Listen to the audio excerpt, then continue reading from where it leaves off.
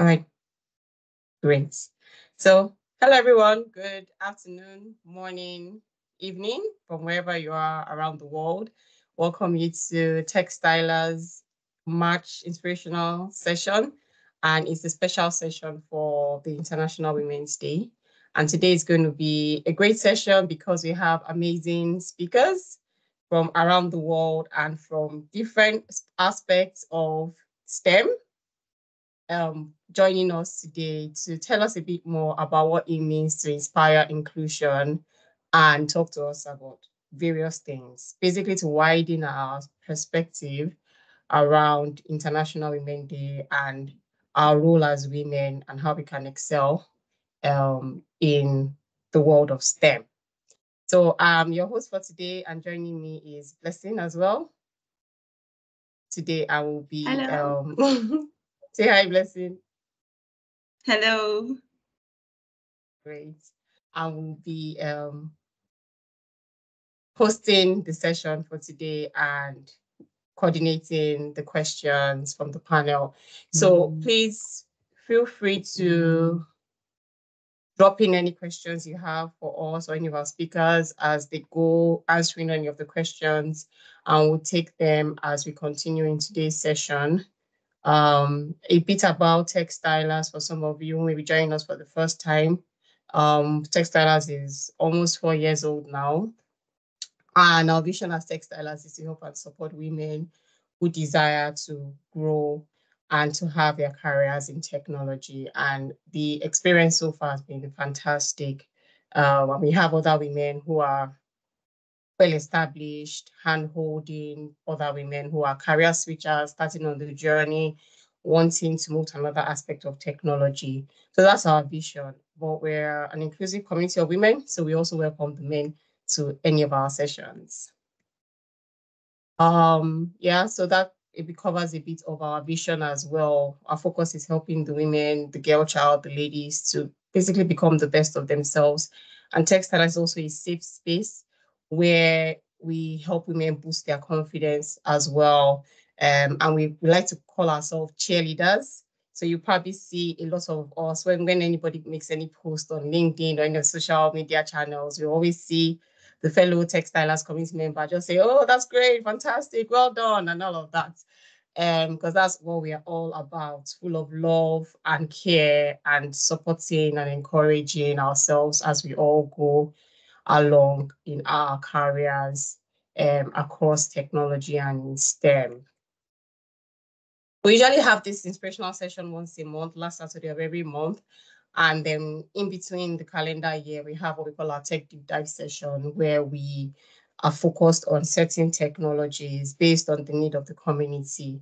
And we kind of run the ladies through sessions every Saturday to teach them this. So the one for this year, it hasn't been communicated yet, but it's on the way. Okay, so that said, I will hand it back. Yeah, we're going to be recording the session. Please, if you don't want to record it, you're free to maybe drop off and listen to the recording later on, or if you don't want your video to be on the recording, you can also turn that off. So we turn back to our speakers now, and we'll do want them to do a quick introduction of themselves and tell us a bit about their background and maybe how they got into technology, and then we'll take you from there. Thank you. So we want to start with, I'll start based on your faces on my screen. So Karianne, you're the first person smiling at me. So please go first. All right. First, thank you so much for having me on. I'm actually very excited to listen to everyone else as well. I feel like Textilers is perfect for me. My name is Karianne. I am originally from Norway. In the last maybe 7-8 years, I've lived abroad, mostly in Europe, in Switzerland. I studied there. Germany, Spain, and now for the last 1.5 year in Ireland, in Dublin. And my background is mostly in hospitality. I worked a lot in restaurants and hotels. That's also what I studied. And I also have some background in the family company, mostly with sales and administrative work. Yeah, since a very, very young girl, helped out with those tasks that no one else wanted to do, but I was eager to just join. So I'm really excited to be here and have a very, very, very short career so far in tech, but I enjoy it and I think there's a lot to learn. Yeah, so that's me. Thank you so much, Karianne. Lena?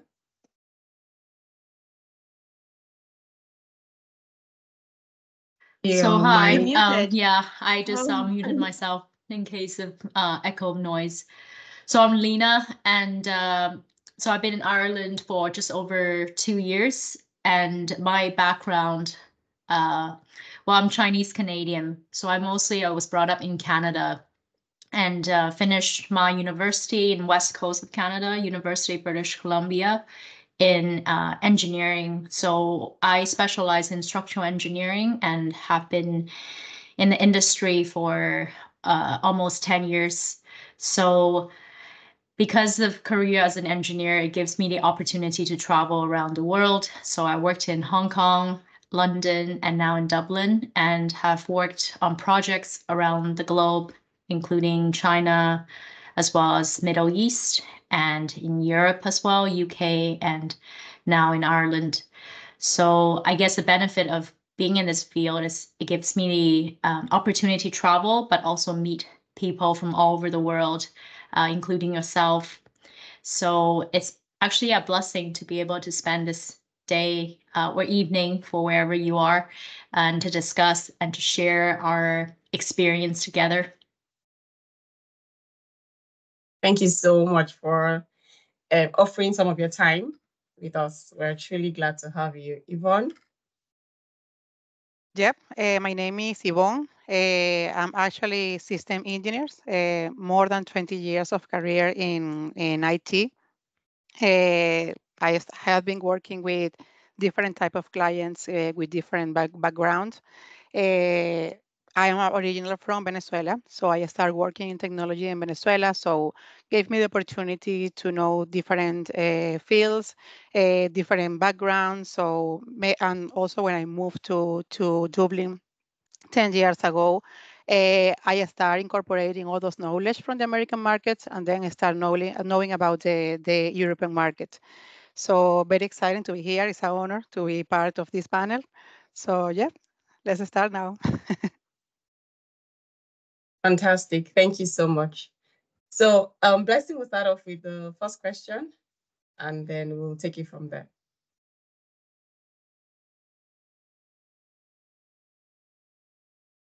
Okay. All right. Thank you, everyone. It's amazing hearing from each and every single one of you. I love that, Karianne. Oh, I hope I'm not mispronouncing your name.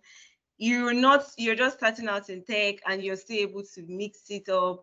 Yvonne is a tech guru already. She has spent years, like in her dream, she can just wake up and just give us what is the latest. And then Lena is the travel expert. I really love the panelists and the versatility in everyone.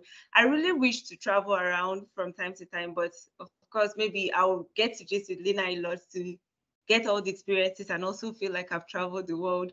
That's a whole lot. So let's dive into the business for the day and get to learn from each and every single one of you. So this is going to be an open-ended question. I'm not going to direct this particular one to anyone. So feel free. I would really love to hear from each and every one of you regarding this. So when I ask the question, if no one goes first, I would call someone. So the question we have now is on representation matters. Why is representation crucial in organizations, like especially in leadership roles? What do you think that, how can we amplify women's voices and increase their presence in decision-making positions? Let me go again if you didn't get it. Why is representation crucial in your organizations, especially in leadership roles? You know, some of these days, some roles, they reserve it for males. and say, okay, this leadership role, a female cannot handle this because of this, that. So how can we amplify women's voices and increase their presence in decision-making positions? Yeah, I will love to start. Okay. Definitely representation matters profoundly in organizations nowadays, particularly when we are talking about leadership roles. The first principle is promote learning and unlearning. As the Spanish we say something like se necesita desaprender para aprender. One must learn to learn. Companies should facilitate continuous learning, but equally important is the unlearning process. Shedding outdated beliefs and practices allow for fresh perspective and growth. It will be probably reducing stereotypes. I remember when I joined in my career a long time ago, we were in the classroom and we were just like a 10% of women inside of the classroom, and everything changed like during the time. So I'm happy to that. So one of the first steps is reduce the stereotype. Self-esteem boost is very, very important, and more like just to trying to promote and then encourage some girls and women just to make sure like they want to get involved in the technology side, and then we need to promote and we don't need to support each other in order to that boost for self-esteem. The other thing is like teach young girls and boys is very important from the really early age. I am a mother of 3 boys, so I just trying to teach them all the time for the equality, and it's very important, and respect girls whatever they decide to do. And most important is also raise awareness about the importance of women's leadership. They can bring an excellent value every time that they are working in different projects. And of course, it's going to be a positive asset for each company. So yeah. Thank you very much. I really picked one very interesting thing. One must learn to learn. Thank you very much. So who's going next? So because of time, yes. Thank you very much for that.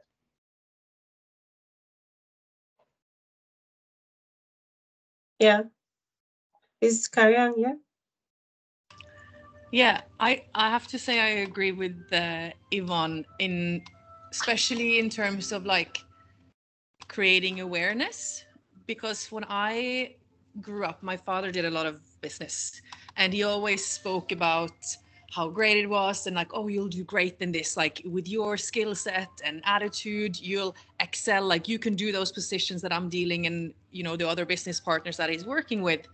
And I necessarily never doubted that I could do the job, but there was always one part, but where are the women? And I asked him once as well when I was a teenager, okay, but if you say that I can do this role, what female? Because every name he was mentioning, this man, he was doing this and this, and he was so good. This man. He never mentioned a woman.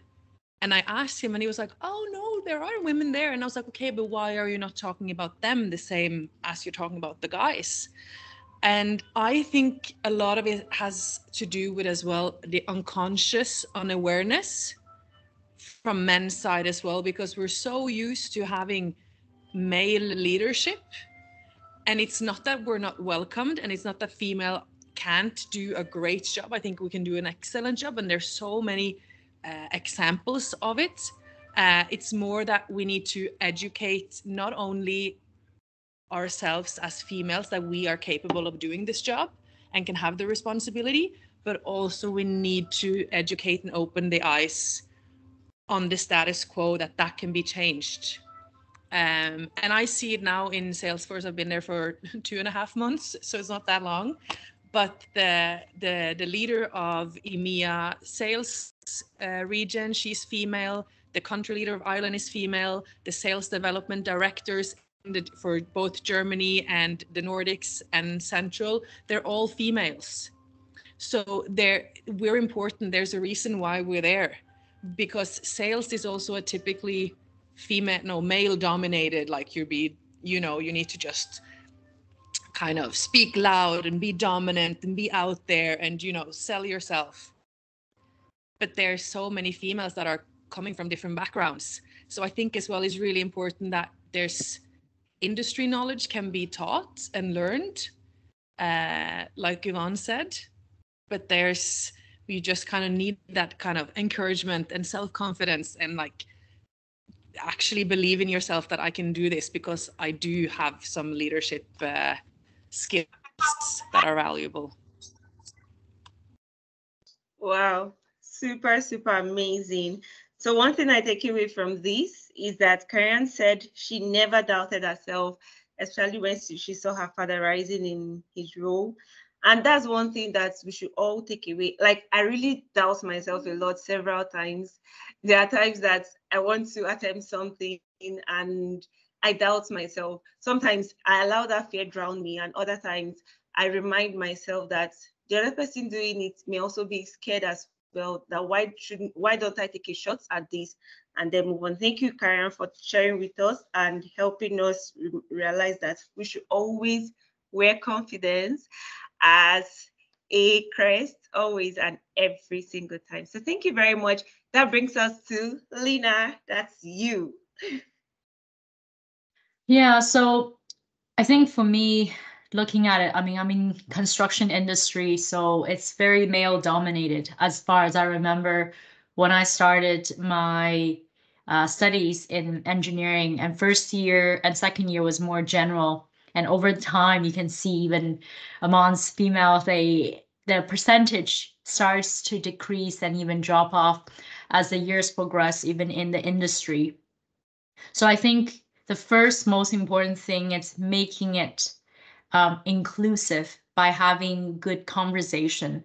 What I mean by that, it's seeing like role models. So for me currently, our managing director is actually female, and she's worked abroad as well. So right away, there are ways to, I guess, relate. And I think it's very important, even as you progress in your careers, kind of keeping in mind that you were once, in these people's shoes, especially students or even younger, could be very intimidated. Because I remember when I first started in a career, I was just intimidated by number of guys, and of course, construction industry people can be a bit more rough, let's say. And so I was often very shy and blushing. And I found it really helpful when someone, kind of similar, a female kind of role model comes and talks to me and asks me how I'm doing in private. It really helps to kind of establish that rapport, but also kind of gaining that trust to see that you someday as well can progress into that position, but also knowing that you can also offer support and starting somewhere. And I can see that in construction industry, it's increasing, especially in my team, surprisingly, in the structural engineering department.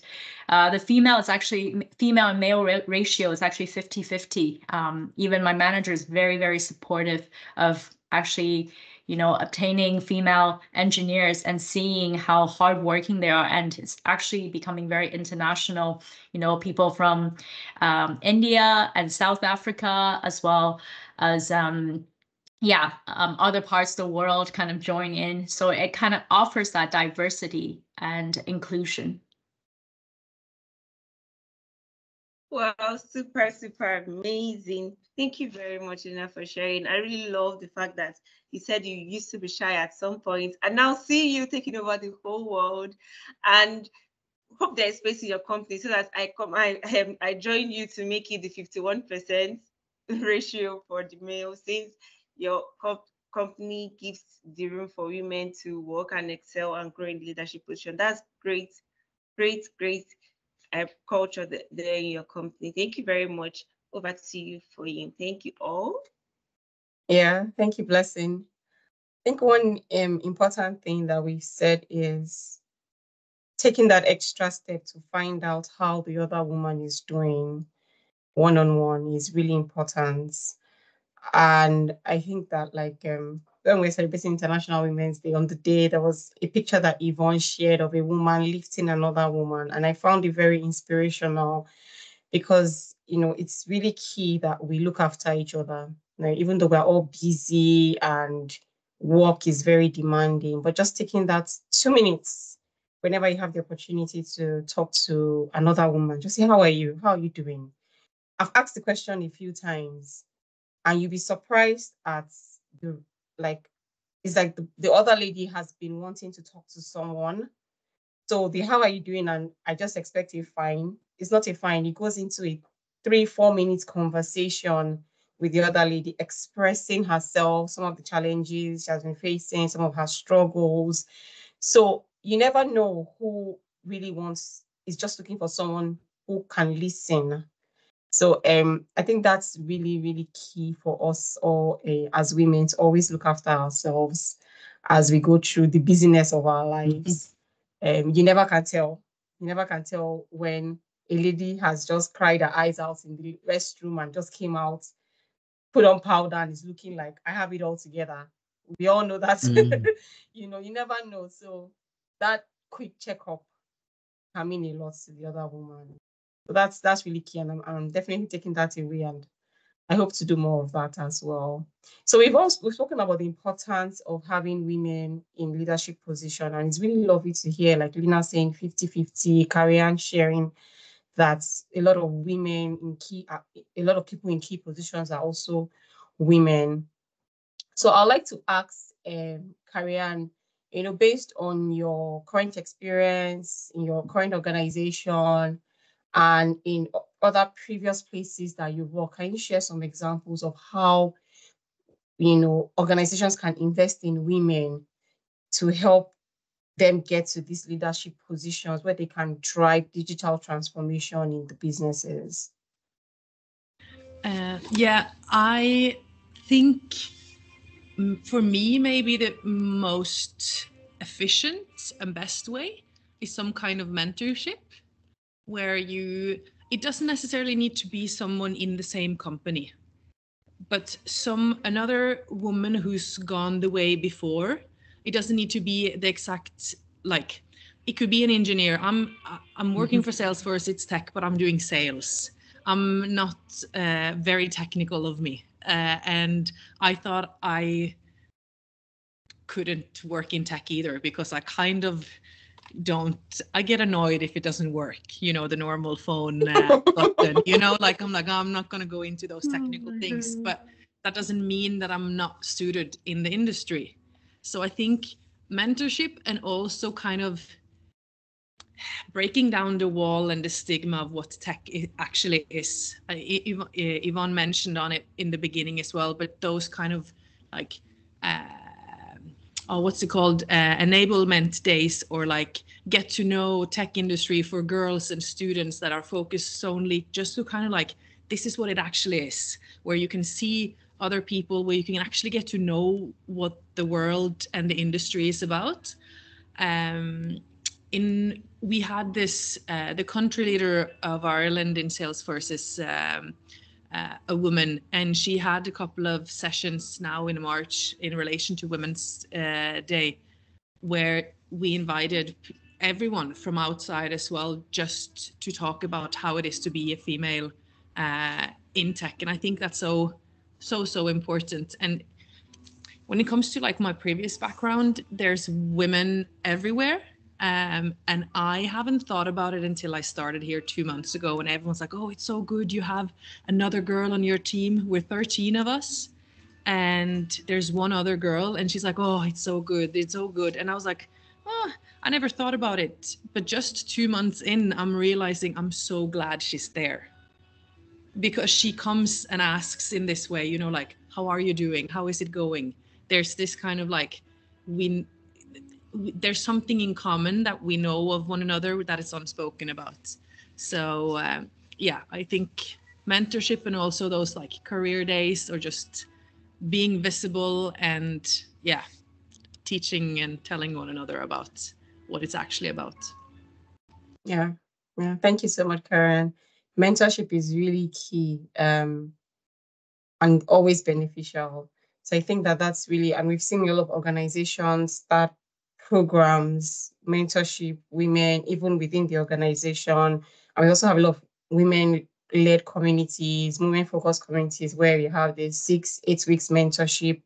where another woman can support you from the outside as well. Like you said, it doesn't have to be just within your organization. It's also good to have mentors from other aspects of either in tech, in other organizations, just to have a different perspective to our growth. So that's really key. So Yvonne, from your experience, how do you think that diverse, perspectives can help enhance decision-making process? Because we all know on the call that the way the women's brain works is different from the way the men's brain work. So how do you think that having this mix and this balance in leadership positions can help organizations with decision-making processes? I believe women are some of the skills that allow us to lead and organize anything that comes in our way. It has been proven that women are good at gathering information and data along with management skills since always. Since those times of my grandmother when the woman managed the house, family, bills, and husband. And if you add the empathetic and generous part that we bring by nature, it provides a wonderful and privileged combination for any company. Um, Indeed, nowadays, generosity and empathy are not longer perceived as weaknesses for a leader. In fact, they have evolved into essential strengths that contribute to effective leadership. So how diversity enhances decision-making in an organization? We as a women, we provide different perspectives. So we bring fresh ideas and different points of view that enhance the creativity and innovation to identify and innovate different solutions to a very complex problems or to very simple problems. Uh, Also, I have been reading a book when they say like a generous leaders operate from abundance mindset. That means that they believe that there is enough success to go around for everyone. So which inspire others to give their best. So different angles address better problem solving skills. Also, in the part of the empathetic leaders, actively listen and seek to understand what is their team experiences. So if is anybody in the team, they have different experience, they can listen, they can actively listen what they want to say. This understanding, of course, leads to a better decision making and problem solving. So in summary, generosity and empathy are not weaknesses anymore. They are powerful tools that enable leaders to create positive impacts. So that is the probably the part that we need to be proud of. Completely agree with you. And like I read somewhere, people don't leave organizations, they leave managers. And when you come to the root of it, it's mostly around things like empathy. Everyone wants to know that I'm cared for, I'm looked after. So these are really very key skill sets that is required in anyone who wants to be a leader. So yes, that's and there's enough to go around. I like that too. Abundant leadership. There's enough success to go around. So we're not all fighting for the same spot. All right, that's really good. So I'll go to come to you now, Lina. So we've spoken about the importance of having women leaders, of creating that space for women to grow, and the importance that this brings to the organizations, the different perspectives that the women bring to leadership and decision making um, processes. So, but it all probably starts from way back in school, right? I know that when some of us reflect on what our course or our class looked like when we were in school, like those of us that studied STEM, I'm sure it will be almost ratio 90 to 10, 80 to 20, where 80% were men. So, Lina, what are your thoughts around how educational institutions can help to create an enabling environment for women to study STEM? Because I don't think we're quite there yet. I think that the ratio and the gap is still a bit wide, even now, in terms of the girls that go into STEM or the women that go into STEM. So do you have any thoughts around how educational institutes can support women, especially women who want to go into engineering as well? Because it's largely perceived as as a course for the guys. but you're an example of a woman who is doing excellently well in that field. Yeah, it's a good question. So I guess from my side, I can probably only speak from North American and Ireland. And I think that's something I notice a trend and similarity that really encourages women going into STEM. I think first thing is to make it known, because I recall when I started engineering, I actually didn't even know what engineering was about. I actually was just good at mathematics and drawing. So someone said to me, maybe you can, pursue architecture. But at the time in Canada, architecture is only offered in masters. So I recall then someone said maybe go into civil engineering because there's actually, a lot of drawing. Of course, when I joined, I realized it was not as much drawing as I thought, but more physics and mathematics. And not necessarily mean that you have to be excellent in it because you're learning with it. So what I found now that in my career, looking back, is that it really helps when we have collaboration between school and industry professionals, so that there is a bridge to kind of help both parties to understand, what is engineering about. So for students, it won't seem intimidating entering engineering, thinking you have to do, crazy physics like quantum mechanics or mathematics where you have to know 4D or 5D, whatever. It's actually more day to day. So something that I know later on in my career is that I learned that there's the option in North America we call job shadowing.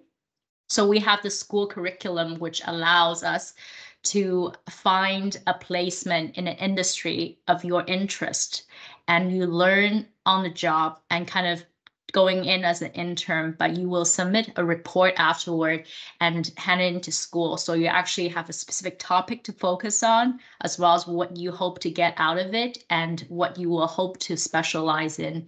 And I also found it really helpful, like what Carrie Ann said, being mentored. Kind of also provides insight into leadership. So you see, okay, as I progress in this career, what do I foresee myself going into it?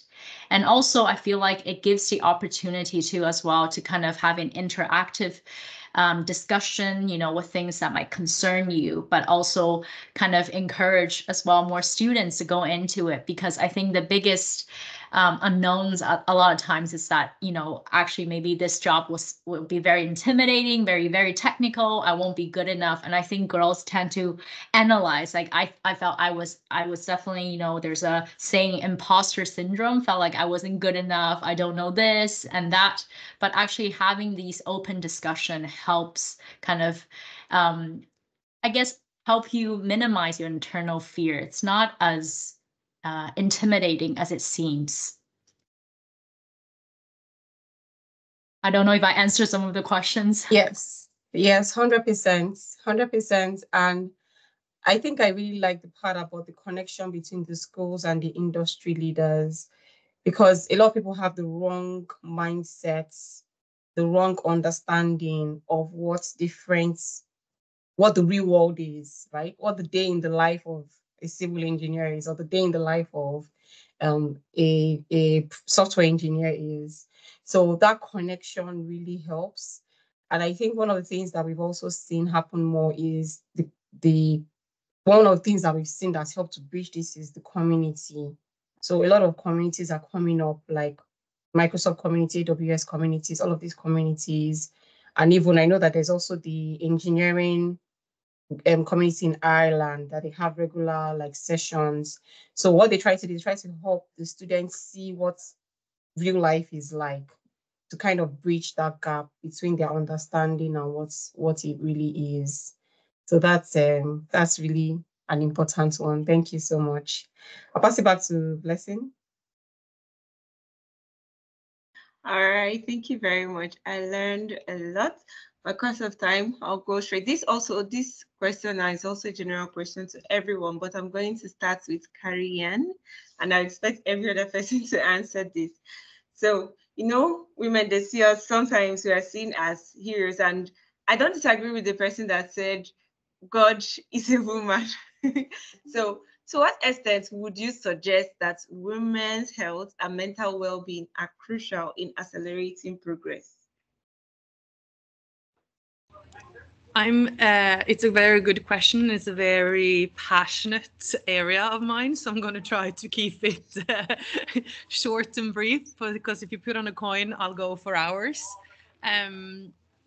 But we're talking a lot about equality in terms of 50-50 representation of gender. It's equality in pay and salary. And then there's a word that's called equity. And I think I want to bring that up here when it comes to health and well-being, because we are different from men. There's things that goes on with the female body that are different from men. And for me personally, I know it is very different and it's so individual. But for me, I really, really appreciate that there is an understanding and a knowledge that there are days where I am, and I'm allowed to say this, hormonal, and that I'm not able to, control it. I can try, but there's just some things that happens in our bodies that are different, which is okay. And it's really normal. And every other woman understands it. But I think there's this kind of like pressured lid that you need to kind of raise yourself from it. And that's where the issue is, because that creates a certain stress and a pressure that you're not kind of able to using your own potential. So I think this open communication is really important. I know now as well that there's my manager, he's male, and I know that he's taking on courses, and I'm well aware that they're addressing also that there's differences between male and female. And the other girl that's on my team, she is from Finland, and she has a podcast in Finnish, and they call themselves the vulvas of Wall Street. And both of us are really, I think it's some of my responsibility as well, and us as females, to communicate it in how can you say, like a respectful manner as well. So just to kind of clear the air and say, hey, this and this might happen, I'll try blah blah blah, or say an explanation after. So but it's tricky, because if you're not going through certain things, it's really, really hard to understand. But I think it's so important that there is an awareness there. So important. Yeah. I don't know if that answered your question. Yes, of course. Thank you very much.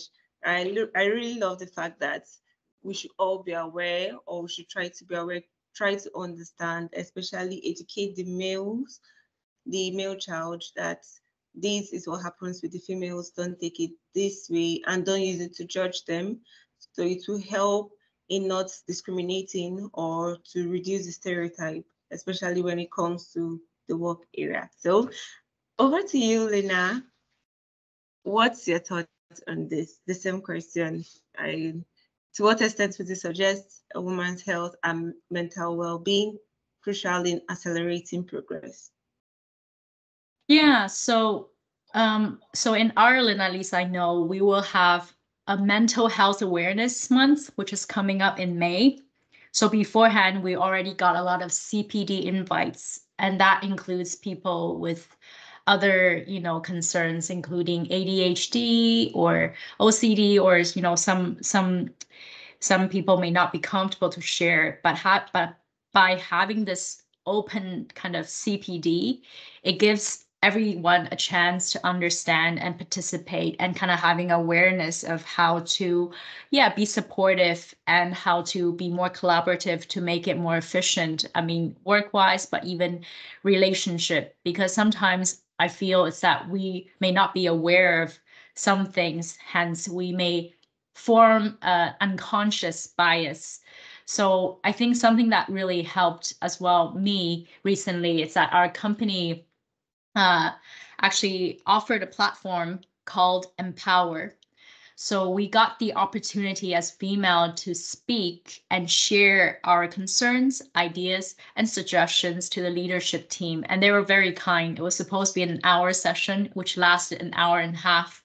And I think something that their key takeaway is also kind of for the leaders to be trained up, to have an awareness of the different struggles that we may have and the way that we think, which can be very different. But it doesn't mean that it's any less important or that we are not understanding the task, let's say. So I think it's, in addition to training the females, also an opportunity to train as well the male leaders to help them to gain awareness. So ultimately it helps the leadership and working collaboratively. Thank you very much. I love the collaboration there. So it's all about, still boils down to open communication, awareness, awareness. And I'm glad that the world took it seriously to have the mental wellness, mental health wellness month. So over to you, Yvonne. What's your view on this? So first, I think I will echo Lina word that talking about the imposter syndrome. That is probably one of the main cause of all the mental health at the moment. It's gonna, sometimes it's our best friend or our fiercest enemy. I don't know. So, but the truth is, our mindsets tend to create scenarios that probably, and very, very likely that something happened. Even probably 1% of those situations, it will happen, but that's it. So for as a company, we need to be able to offer that support for the mental health is the most important part. Prioritize mental health over everything, because it's like it is not like a buzzword that we are using nowadays. That is something that is really affecting the productivity about everyone.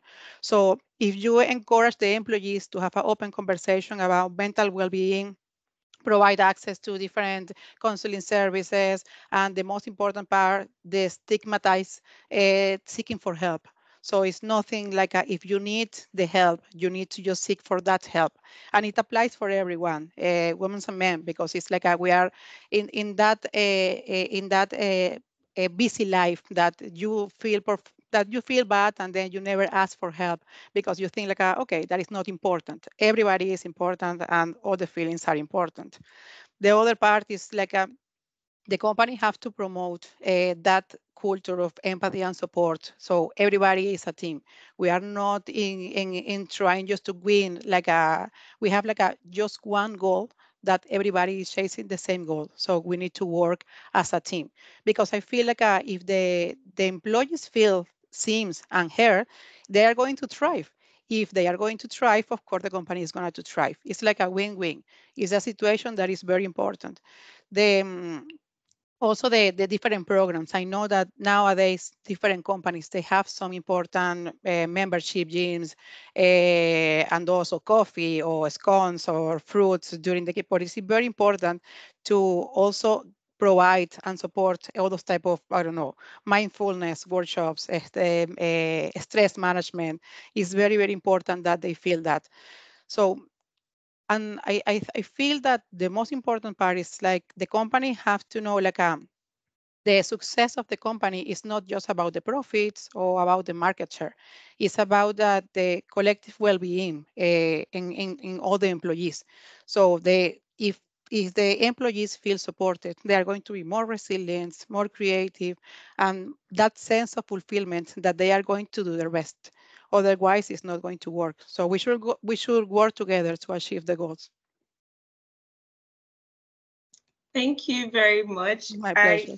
Thank you. Great takeaway from this is do not let imposter syndrome make you keep quiet, because she said that we should be open to sharing things. That's going back to open communication. When you talk about what you're going through, when you're able to share, and that falls back to what was talked about earlier, be able to reach out to another woman to ask how you're doing. Because when you provide that room, when you provide that environment, you see someone is able to open up to you, come to you, feel free and secure to say, okay, I think I can talk to Foyin, or I think I can talk to Lena. So I'm going to talk to Lena about this, or I can talk to my manager if it's a male. I can talk to my manager about this. And I really love what you said when you said when the staff members thrive, the company thrives too. So when our mental health are okay, and then you see everyone trying to put in their best to ensure that the company does so well. It's not just about maybe the capital the company, the profit the company is making, but what's the reputation? It goes beyond that, the culture and all this. Thank you very much for sharing with us. Thank you so much, Blessing, and thank you to all our special guests today for the great insights.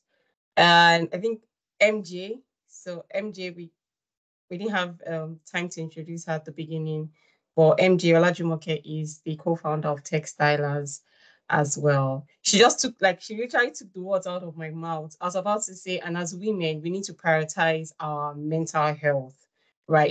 We need to know our limits. We need to know when we are getting to the orange bar before it turns red, and just say, you know what, I need to rest. I've had instances where I've literally just told all my children, don't disturb me. I want to sleep. Everybody, I'm not making dinner today. I'm stressed and I need to sleep. And I just literally lock the room and I sleep. Right. So we need to have those we need to just, because we are women, we naturally care, we naturally want to take care of everyone around us, our parents, our siblings, and sometimes we put ourselves at the end of the priority list. But I keep saying, if we're not healthy, both physically and mentally, then we can't take care of anybody if we break down. So it's important for us to always prioritize ourselves, right? Just hit the refresh button. Now I'm stealing all MJ's words in the chat now. Okay, so I want to stop the recording now. Thank everyone for joining. Don't go yet. And I want to give a few minutes